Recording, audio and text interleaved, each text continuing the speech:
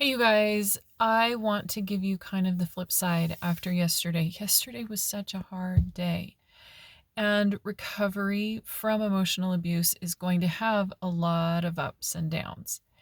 One of the things that happens when we're under stress, whatever the stress is, but definitely including the stress of being triggered, um, being exposed to the things that triggers PTSD, your trauma, the emotional abuse itself, whatever it is that's causing you stress, that creates a whole flood of chemicals and neurotransmitters and hormones that just run through your body. And the purpose of some of those is that they go to the muscles and they are there to help the fight or flight part of dealing with stress. In the modern world that we live in, we don't have tigers that we're running from. We don't have enemy soldiers that we're fighting off of our land. And so these chemicals are going to our muscles, and we're not providing our bodies with any way to release it. So yesterday was super stressful for me. I was triggered harder than I've been in a really long time. It was like reliving tons of old arguments all in one moment. It was super intense.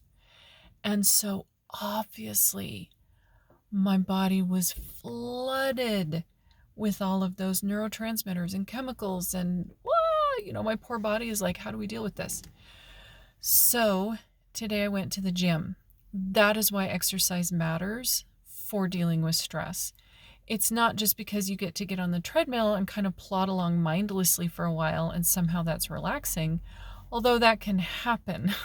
Like, I know a woman that does her meditations on her elliptical machine because that repetitive motion can be really meditative. But what we're after is the benefit of releasing from your muscles and from your spine, actually, all of the hormones and the chemicals and everything that's gone there to prepare them for movement and just sits there if we don't move. And that actually leads to buildup of stress in our bodies. So I went to the gym today to release some of that, that all got dumped into my muscles and my spine yesterday. And then tonight, I'm actually going to go to a bachata class. I'm going to go dancing. And again, that's exercise, but that's not the point of that one. It's going and doing something fun. Guys, recovering from emotional abuse and in the middle of emotional abuse, there's so much stress. And so often it is so easy to feel like, oh, I just don't want to do that. Oh, that's too much effort. But please, please, please, please, please, find something fun. Go do an actual activity because it's going to benefit your body and your brain.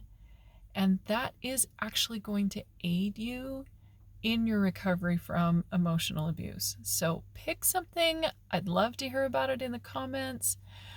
But, it's a roller coaster. So if we're going to have the lows, we might as well have the highs and make the most of it. Okay, love you guys.